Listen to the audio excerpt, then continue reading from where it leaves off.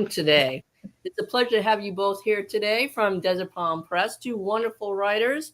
We have Ann Tonnell and CJ Murphy. How are you both doing today? A-okay. Good. All right, excellent. So what we're going to do today is have both of you read from a work, and that actually they're both works in progress, and you'll be able to tell us both about what it is and when it's coming out, if you know that, and then read the excerpt so we can get a flavor for the work in progress. So without further ado, let's have Anne start. You're reading from Not Sorry. Tell us about that. Well, in early spring of 2019, I submitted a novel to the Golden Crown Literary Society's K. Culpepper Mentorship Program. And that novel was selected. And that spring, Nat Burns read a very, very rough manuscript. I was thrilled to get back, though, all the comments and suggestions and edits, and they've really helped me going forward. So today I'm actually going to read from that book, which is currently under editorship with Desert Palm. So Monty has been recently released from prison, and Liz is a reclusive lottery winner. And so I'll be reading from the first chapter of that book. A loud slam woke Liz Clay from a deep sleep. The chilly, damp air of the microclimate in such as Georgia made the thought of getting out of her warm bed to investigate not particularly appealing. It looked like something had tripped the motion light as the front porch seemed brighter than the moon. Ugh, she thought, that damn raccoon again. She pulled on a quarter-zip fleece and walked to the window, smartphone alerting her that the security camera detected motion. Ha, she said, caught you. But she saw nothing when she pulled the curtain back. Normally, the raccoon would be dancing to hold the feeder with its front two paws and dangling for dear life from the pole with the back two. She opened her security app. The recorded image was of a person, hunched, scampering off. What the F, she shouted. Liz had no gun and didn't want one. She debated a few seconds whether to call the sheriff. She grabbed her big flashlight and, with some trepidation, opened the side door to the wet, foggy outside. Hey, you, whoever you are, what the F are you doing out there? I don't want to call the sheriff. Show yourself now. Lady, please, don't call the cops. I didn't mean any harm, I swear, replied a voice from around the front of the house. She heard a bit of rustling, and a thin person walked into the flashlight beam with one hand out in front to block the light. With the other hand, they held a backpack above their head to block water still dripping off leaves from an earlier rain. While the person's voice sounded female, it was difficult to identify her gender given their soggy, disheveled appearance. Come up under the eaves here, Liz responded. She recognized that this was probably an Appalachian trail hiker attempting to escape a not-so-fun night in the rain. What are you doing? She said, as if she didn't know. And what is your name? Look, I don't have a tent or a tarp. Your porch was providing shelter. I stood to go pee and banged my head on one of the support beams. Monty. My name is Monty. Jesus, Monty. It's 3 o'clock in the morning. I guess you realize that. You're lucky I don't own a gun. Come inside. I'm probably crazy to do this, but you can't make up a story like that. And you're bleeding. I'll take a look at that gash. Throw your stuff on the front porch to keep it from getting any wetter. We'll deal with it in the morning. Liz generally gave people the benefit of any doubt. She found if you give trust, more than likely you get it in return. Liz turned on the kitchen and dining room lights and started a kettle of water. Do you want some tea or coffee? Maybe something to eat? Coffee, but I don't really want to trouble you, Monty replied. The damage is done there, Monty, Liz said, chuckling with her reply. I have some leftover pasta with spinach and pine nuts. I think I must have died then. Monty smiled. I haven't had a meal like that in a long, long time, maybe ever. Monty's shirt was wet, and this revealed that they did have breasts. So Liz assumed Monty was a young woman, several years her junior. Liz retrieved her first aid kit as the water and pasta heated. The head wound had oozed freely enough to bleed through the bandana Monty used to keep it staunched. Liz cleaned the wound and applied some wound closure strips. On top, she placed a light pressure dressing. You're going to have a nice hematoma, a bruise, Liz explained. But this should keep it in check for a few days. Leave those strips on until they fall off. As the water dripped through the coffee, Monty lightly rubbed the thin strip stuck to her forehead, pressure dressing now removed. I guess you have to be ready for anything up here. It's kind of deserted. It helps, but I'm a registered nurse, and that's the sort of thing for a nurse, a good first aid kit. I haven't practiced clinically in a while, but I still have a license. Guess I'm pretty lucky then, huh? Liz nodded as she handed Monty the large blue ceramic mug of coffee and a matching bowl of warm pasta. She gobbled the pasta as if she hadn't eaten in a week. I saw on my map that the gap here had some houses just off the trail, Monty explained. I met this nice lady at a nearby house. She and her husband gave me a PB&J and some fresh water yesterday around lunchtime. I told them I was headed to meet some folks down at that Lake Winfield Scott Park. I lied, though. I didn't really have anywhere to go. I followed a little side trail around. It put me out about 2 houses down from yours. It had started raining and it was dark. First of all, don't lie, Liz chided. That never helps. Nice people might actually have ideas on places to stay, or they might even have a tent they'd give you. I don't tend to trust people, and when I do, it doesn't end well, Monty offered. I take a different approach. I tend to trust people. I make my expectations known if appropriate, and I expect they will be met. Most of the time that works, Liz said. My message here is don't F with me. Got it, boss. I really appreciate the grub. Can I sleep on your porch tonight? I promise I'll be out of your hair once it's light. Don't be silly, Liz started. Monty looked dejected. No, Monty, come on here. We're practically best friends now. You'll sleep on my pullout in the living room. Take a shower to get warm and clean, Liz smiled. I have to cover that wound to keep it dry, though. You're not going to like the way it looks, but I promise I won't smother you with a bag. They both chuckled. And when we wake up, I'll make a nice breakfast. I probably have a poncho somewhere if you're hell-bent on completing this hike of yours. Where are you headed anyway? Liz asked. Let's talk about that tomorrow if that's okay with you. Sure. Just don't walk out of here without a goodbye. She wondered if this was crazy, but she wanted to trust her gut. That's it. Awesome job. And that sounds really interesting. I like the dichotomy between Monty and Liz. Thank you for that reading. We're looking forward to seeing the book when it comes out. And when do you think that's going to come out again? I think that one's going to come out probably late summer, maybe early fall. I'm not exactly sure. The book that is coming out is called How Sweet the Sound, and that's coming out in the middle of the month.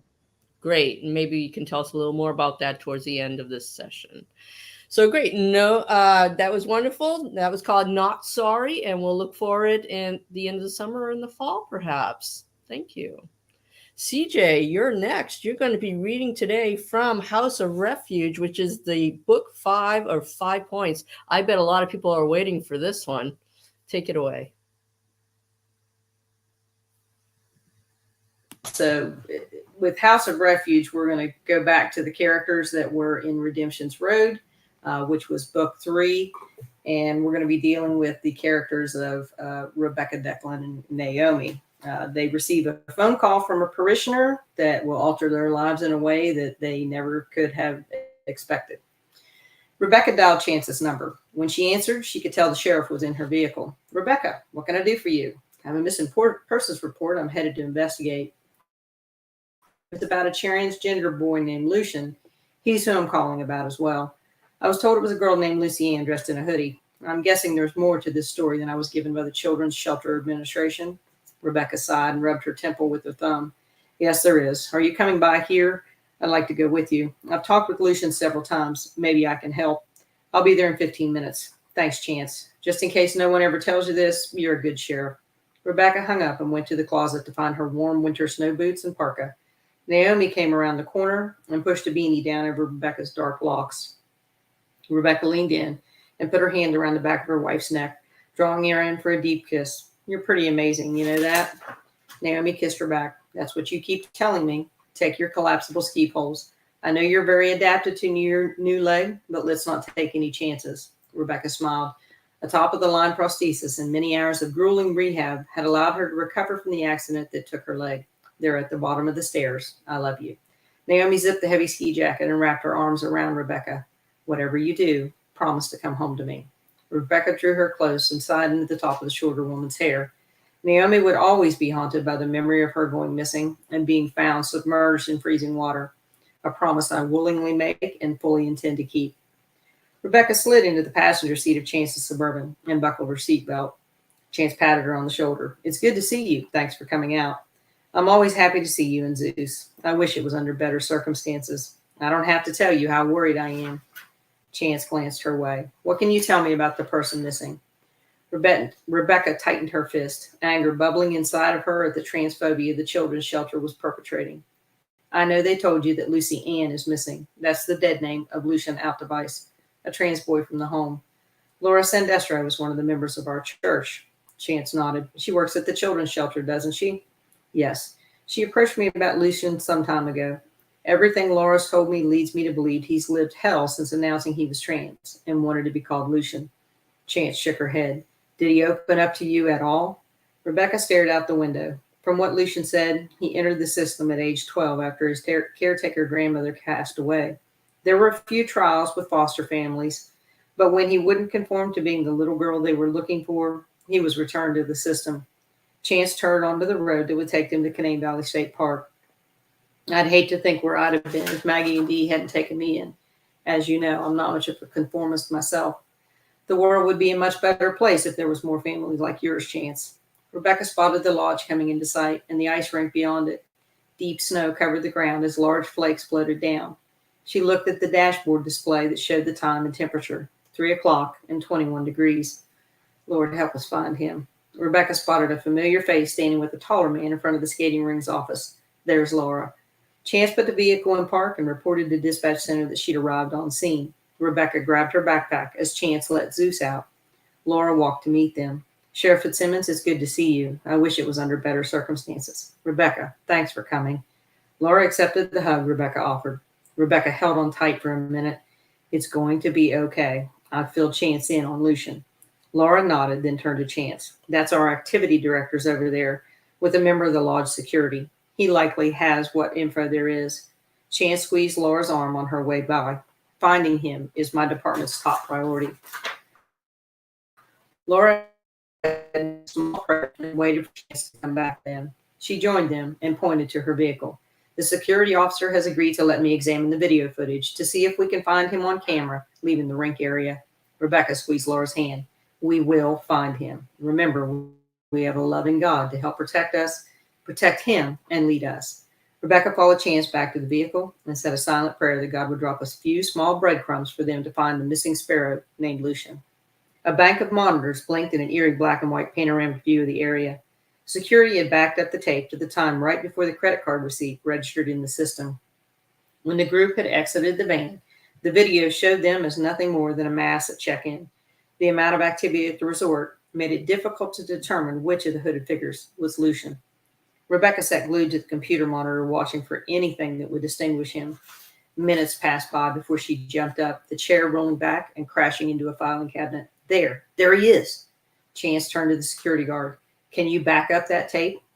The video showed a lone figure walking out a side exit of the rink. The face was hidden by a hood, hands deep in jacket pockets, and a backpack slung over his shoulders. He quickly disappeared into the woods. We know where to start. Chance stood and grabbed her cell phone from her coat pocket. Rebecca stood as well. I'll head down and take a look. He's got too much time on us, and daylight is fading far too quickly. Chance pointed at her. Do not get lost. I don't have time to look for both of you. Rebecca saluted and held up her handheld GPS unit as she pushed the door open with her shoulder. As fast as her leg would let her go, she found the closest exit. She opened her backpack and pulled a headlamp before extending the collapsible poles. With a final thought of her promise to Naomi, she started into the woods. It wasn't long before the buildings were no longer visible, and she was surrounded by tree branches heavy with snow. She was no tracker or first responder by any stretch of the imagination. All she had was her faith and a burning desire to find a young man in trouble. She stopped and listened. On a spring day, the roar of black waterfalls would be echoing all around her. On her GPS, she pulled up a layer map of Canaan Valley State Park. It was obvious by the thick copse of trees around her that she wasn't on a marked trail. The map revealed that she was headed in the direction of the main road that went through the valley. Her ability to see was diminishing, even with her headlamp. It was time to admit defeat for now. I won't give up, Lucian. I promise. I'll be in your corner if you just let me find you. And that's it. Wow, that sounds pretty exciting. And you just know that Chance and Rebecca are going to do what they need to do to find Absolutely. that person. Very, very good. I'm sure you have a lot of readers out there that are waiting for this book. I'm waiting to get it done. I can tell you that I'm ready to have this one out to the masses and be able to do other things. But I love these characters, so it's a labor of love. Absolutely, and I know that you've built quite a following with all of these Chance books. So yes, I'm looking forward to seeing that myself. And you with 2 coming out of the gate. Wow, that's just wonderful. A lot of great books coming up this year from Desert Palm Press, definitely. So I'd like to get to know both of you a bit better today, and I have some questions for you. So why don't we start off with CJ? You're the author of 6 books already. How are you doing? And how has the process changed since your first book was published? To be honest, and I've been very honest with my readers about it, that, I'm suffering from a pretty serious writer's block, but I think a lot of it has to do with changing jobs and, being in pandemic response has not led to a lot of creativity in my brain. So, my focus has suffered, greatly, but I will say that my process, has changed because the more you write, the better you get at it, the more confident that you are, where to avoid the pitfalls from, your first novel. And so that part of the process goes a little bit easier for me in comparison to that first book out when you're just, biting your nails on every single word and every single line. Having a great editor is key to any process because they'll look at you and say, stop worrying so much. And the other thing, you got to have a great mentor, and I'm grateful for that. Oh, wow. That sounds great. And Anne, what are you looking forward to the most as you enter the loving women fiction realm? Well, I hope that my readers will find something that they can relate to, and something that'll lift them up. I tell a story, but try to show how individuals can have the power to, develop confidence in themselves or help their close friends, and in some cases help their communities. Sure. And so are you nervous about your first review, Anne? How are you preparing for readers' reactions? Yeah, I'm bracing myself. One is the first book, but when I was a director and manager of nursing units, I was not always the most popular person in the world. And I'm accustomed to that feeling, but and I know that my stories aren't going to be for everybody, especially people who are not familiar with lesbian characters or, intimacy issues. But I feel like these are stories worth telling. I try to think about what kinds of things they're not going to like and just prepare, answer those things in my own mind. And, sometimes you just got to suck it up and realize people might not like it. Right. I like that you're not thinking of changing your writing because of how other people might react. I think that's probably a really good way to view this, that you're telling a story and they're going to like it or they're not. Right.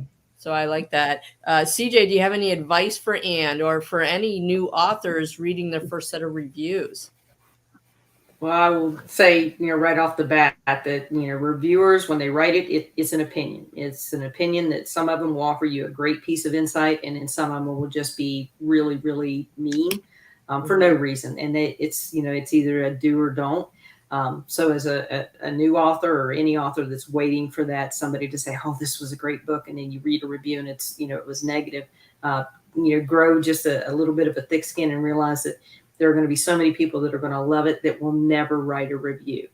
And you'll get a few that will write a review that are going to make you feel really bad about yourself, and you'll change things. But then you got to realize, hey, nobody's going to love everything that you write. So that's what I try to tell them, is to just, realize you can't please everybody. Right. Great advice. Has your perspective changed over time as far as reviews go, CJ, or did you always feel absolutely. that way? I think any author, when they do their first book, they're constantly, they're waiting for that first review, because they need that first person to say, I love this. All your work and your time and the effort and the hours that you spend in front of a computer and not doing something else, you're looking for that acclamation from somebody else that says, this had good bones. This was a good story. I enjoyed it. It was worth my time. And when you don't necessarily get that from every single one, it's a blow to your ego, number one, and it's a blow to the craft that you're trying to put out. So you just have to, roll with those. And in the beginning, it was like I was constantly watching to see, and constantly refreshing to see when it came in. And now I'll be honest with you, that first day I will look, and then I will wait several days before I go back on, just because I won't do that to myself anymore. I've gotten past that to where I need that. It's like, okay, give it a time to simmer, and like any good, stew, you got to let it have a little bit of simmer time. Yeah. I think that's great advice. And I remember one writer had said that once it's published, it's out of her hands. There's really nothing you can do, and people are going to receive it the way they want to receive it. So I thought that was a great point, that people bring themselves into these stories and they have their own perspectives coming into it. So they're going to react differently, and you just can't anticipate it all the time. Absolutely. But that's not to scare you, Ann. This is going to be great. You're going to get plenty of people who are going to love your writing. I like that CJ mentioned that a lot of people will not write reviews, even though they love your work. And then at some point or another, you might hear from them. You might see them at a con event, some convention, and then they'll come up to you and tell you, and it's just going to make your day. So remember that. You're a good writer, and people are going to believe that too, whether they say it or not. One of the things that I do tell new authors is, you did something that so many other people in this world, number one, would never attempt, and number two, will never finish. And you got it published. So that's where you got to remember, is that there's a lot of people out there, that could be writers, but never had the courage to take that next step. And you did. Exactly. Yeah. And I think also that people don't recognize what the process is for getting a manuscript published. There are tons of steps that you go through in order to get to that finish line. And then once it's published, you still have more to do. You have the promoting of it. You have, trying to get it in front of other people's eyes, because we have so many great writers out there. And, you kind of have to fight for that time for people to try you out.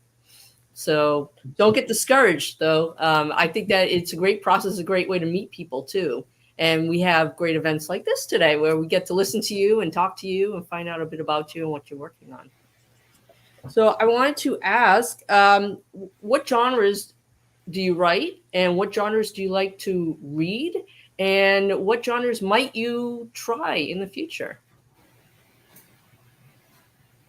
Go ahead, Ann. Well, in the past, I've almost always read nonfiction things. And a lot of that was when I was working or going to school. All there was, I had to read journals or whatever, so it was always work-related type books. But when I started writing, I wrote, lesbian romance. But I had never read one, except, some classics, like something like Patience and Sarah. But I thought perhaps I should read some. So I started reading. just to see that I was, on the right path, I guess. But I think most all of mine, I guess, would be considered romances. Maybe they're a little different, maybe than some others. But I don't see myself writing another genre. I prefer to leave that up to you guys who are writing alternative or speculative stuff, or I'll let somebody else do that, and I'll just enjoy reading them. Okay. How about you, CJ? Oh, I'm an action adventure girl. Of course, there's got to be a side of romance in there, and with all of my books, there's always a happy ever after because I just can't stand it. There's got to be. Um, that's primarily what it's a combination of those two. There's always a romance base that's in there, but I write what I know. I was a firefighter for 30 plus years, so I write what I know, and I know a lot of the action adventure sides of it, and the cops and docs and that kind of a trope on there. But what I'm really, once I get this off my plate, I have a comedy that I actually started. So that's one of the genres that I want to, because I absolutely love to read comedy, because man, I've got way too much heavy stuff in my world in general. So I'm a huge audiobook person, so I'm only listen to a lot of comedy books on that. So that's where I'm. If I get past this book, that's where I'm next. Oh, you'll get there. You'll get there. God willing. Right. Comedy. That sounds really interesting too, because it's one of those things where you have to develop it, and there are different types of comedy. There's the quick laugh, and then there's the growing laugh. The situational comedy. So, kudos to you for going into that. I think we all need to have some good laughs. So, look forward to that too. Absolutely. So, a bit of an offshoot from those questions is, what themes do you like to explore through your books, and what type of tropes do you like to explore? What do you think? Well, I guess one thing that would be common in a couple of the books are the age differences between the love interest, age differences. But also, there are going to be a couple that are just books that would maybe younger readers might think aren't sexy, because seniors aren't considered sexy. But a lot of us don't think that way if we're already there. So I think I'm looking at working those kinds of things through the novels, but and seeing ourselves in our connections to not just our community, but through nature and physical and emotional growth. Oh, wonderful. So you write characters who are older then? So in two of the books, it's an age difference, and then two of them will be similarly aged seniors, what people would consider seniors. Well, I think both are great, great to actually read about. People want to read about older individuals still having love, finding love, expressing love, and then the age gap is an age-old trope that people love. So those are both great. Yeah, absolutely. CJ, why don't you go ahead and tell us, what are some of your favorite themes or tropes in your books? Well, for me is, I'm 50, 50 plus at this point. So there may be some younger characters that are in my books, but a lot of times, mine are at least 50 years of age. So there's a little bit of experience behind them as to, maybe previous relationships and things that they want to do different. A lot of my books, they start out, they're somebody searching for somebody, but I'm also that action adventure person. So it's drama. That's, that cliffhanger, turn the page, that's what I write. That's what I'm used to, in my life as far as when I was a firefighter. So I hold with that. So the comedy is going to be an interesting one for me to try to break into on that. Absolutely. And some people they really live to read the action all the time, because they don't get that in their lives as much. So that's certainly an area that people really thirst for and want to read. So definitely interesting reading. And we do have a question, so I wanted to ask that for both of you. This comes from Kay. She asks, what was the editing process like for you, and what's something you learned while editing the book you read from today?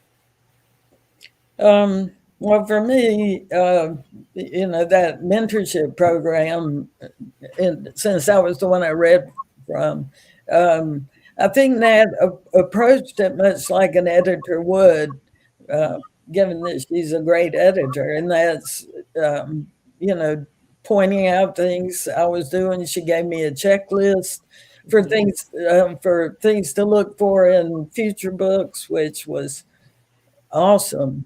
But I actually hired an editor before I even submitted it. Even still, any of my books I go send to my own editor before they go then to the publisher.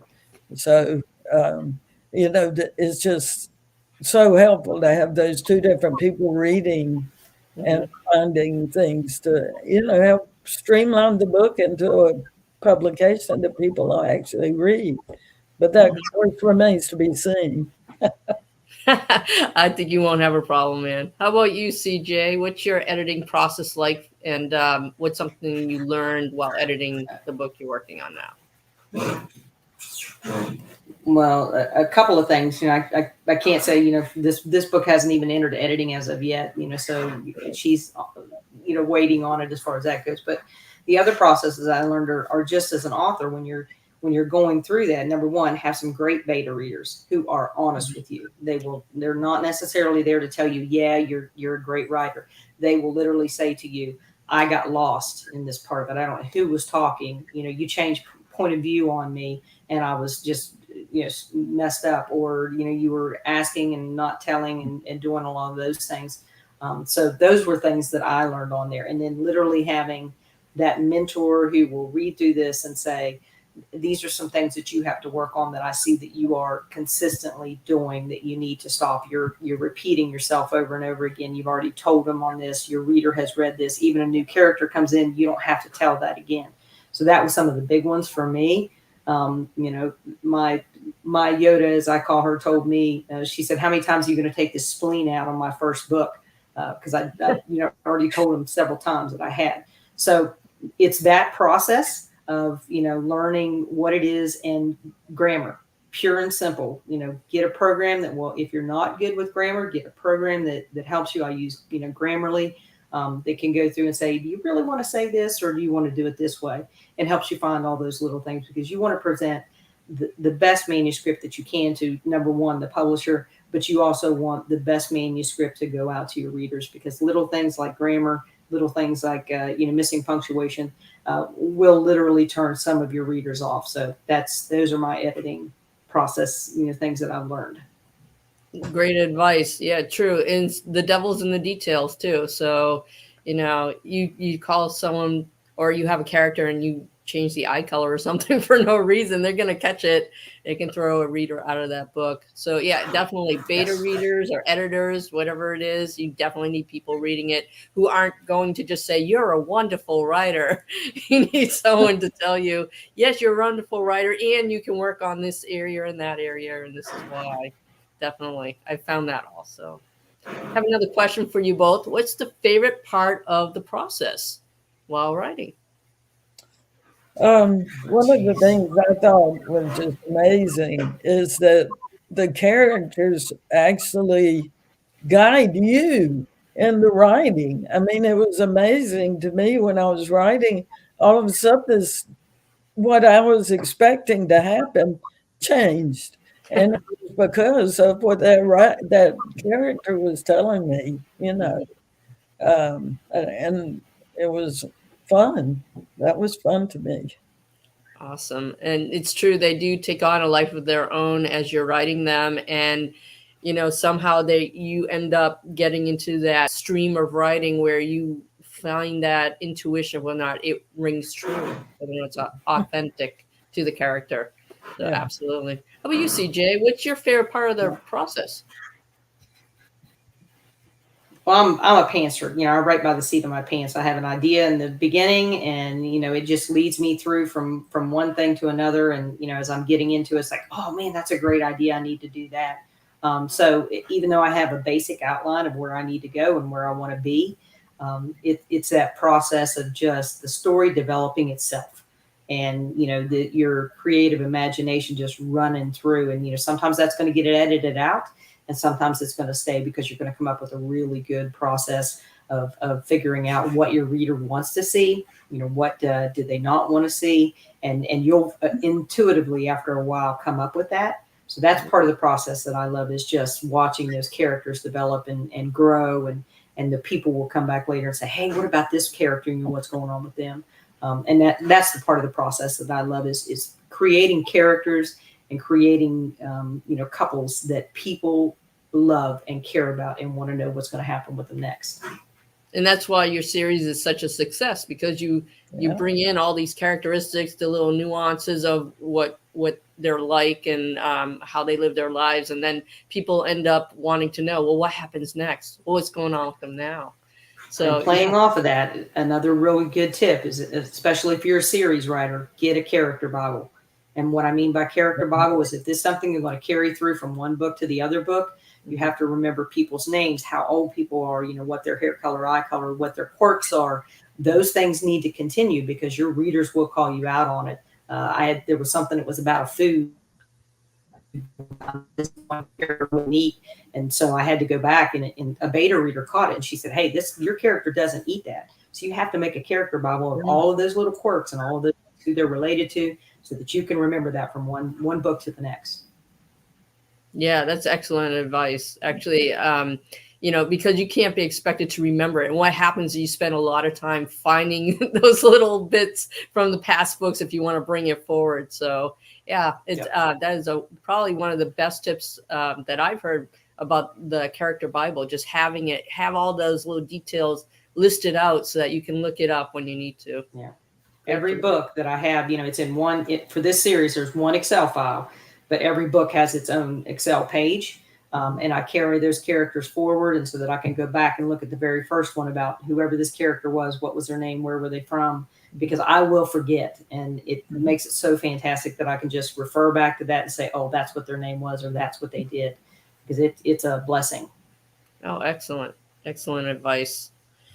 So I wanted to take a few minutes to hear about one of your books or works in progress that you would like your readers to know about, or those watching today, you want them to know about. So let's hear about whatever work in progress you want to talk about, or book.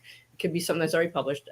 Tell us about it. Tell us what the topic is, the genre, any themes that you want to talk to us about, or the main characters, where it's taking place. Give us some information so we have the inside word on one of your works that you want to introduce us to. So, Anne, why don't you go first? Well, How Sweet the Sound should come out the middle of the month, and which is coming at us like a freight train, I believe. And I actually am supposed to have the paperback proof on Monday.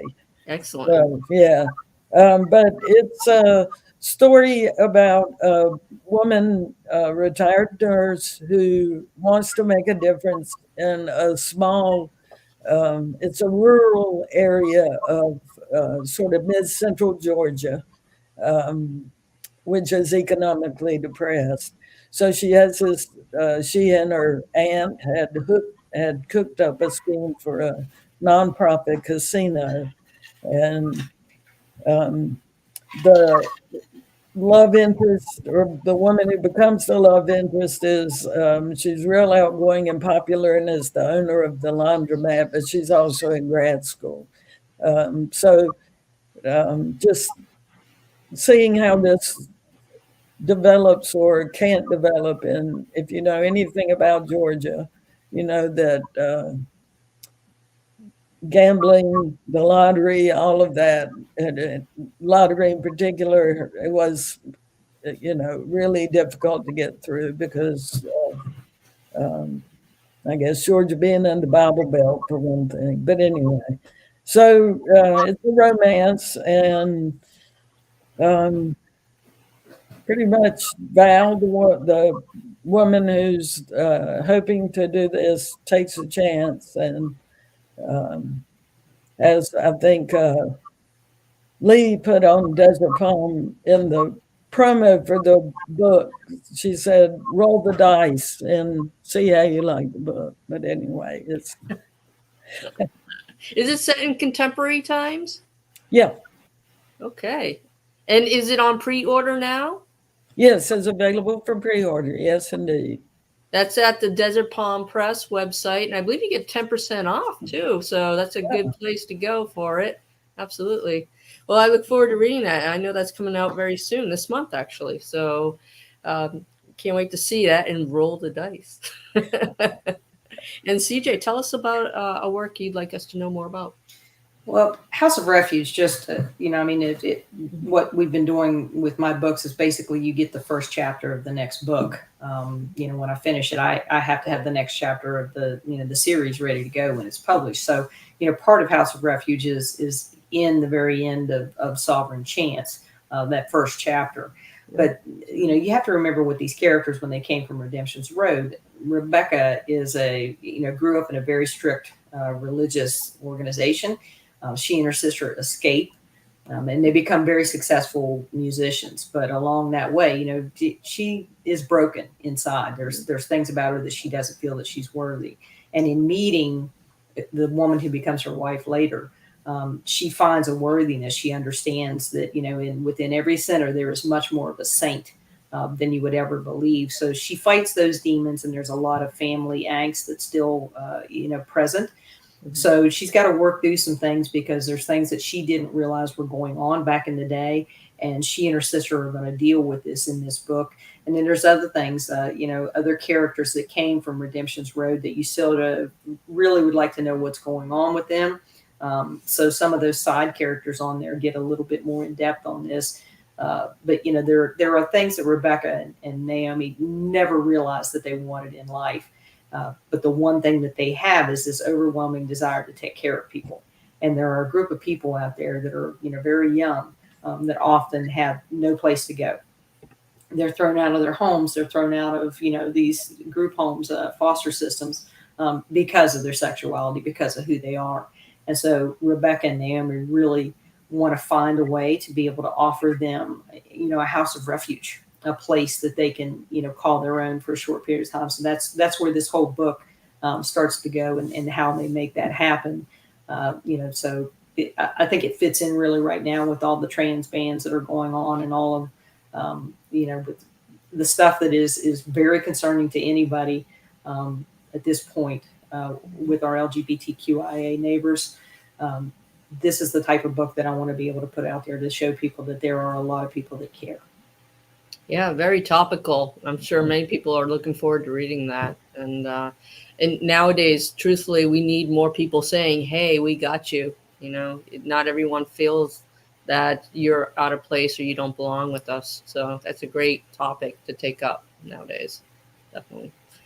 Let me ask you, I have a couple minutes left, so I want to do a couple of silly questions for you. No. Okay. What's your astrological sign? I'm a Sagittarius. Scorpio. You're what again? Scorpio. Scorpio. Okay, two strong astrological signs. I better watch out. I better make sure that I say good things all the time. Okay, let me ask you, do you have any pets? And if so, what are they? I have a 17-year-old old man cat who's basically in palliative care at this point, but he runs the roost because he gets everything he wants. And that's what it should be. That's right. Curmudgeony old I've got a 3-year-old border collie who still has the energy of a very young pup at this point. She rules the roost in many ways around here, but I also have 2 cats that are older, one of which is like a 20-pound cat, and he definitely will throw his weight around, I can tell you that, but he's a great mouser. Oh, that's great. Yeah. And what's a hobby that you like to do at this time of year? Do you have any hobbies? Well, I've been pretty much a DIY dabbler, I would say, is my hobby. I just recently, last year, I guess, I renovated a friend's or neighbor's storage building, And that was some pretty significant skills that I learned doing that, because these are not skills I had before, let me tell you. And I just recently did a we had some steps put in to come up to the hill. We live up on the hill. And so I had to wait for them to cure so I could stain them. We stained them, and then I drilled holes through them and put a rope rail through it, a 1-inch thick Whoa. rail. I ran landscape wiring and wired up lighting to those posts. So, Really awesome. totally weird stuff that I'd never done before. Wow, that's awesome. I love hearing that. How about you, CJ? What do you like to Oh do? gosh, this time of year, especially since we're not doing the farming thing right now, my wife and I love to go to breweries and cideries, little pubs.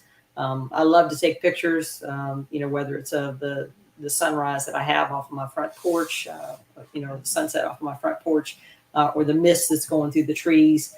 And one of the cool things that my wife and I have gotten into is metal detecting. So our property actually is part of what is the original Northwest Turnpike. So it's Route 50. So the stagecoaches and things used to come through ours. So we found some musket balls and some pretty cool old homesteads. So that's part of the thing that, we're kind of into right now. Treasure hunting, as we call it. Very cool. I love it. Well, thank you, Ann and CJ, for taking the time to chat with us today and familiarize us with your writing. And thanks to those watching us today, too. We hope you'll check out CJ and Ann at Desert Palm Press or at their social media sites. And we have been flashing that, so you can definitely get in touch with them if you'd like to say hello. And we're going to be signing off from Desert Palm Press now. So I hope you all have a great day. Thank you. Happy Pride Month.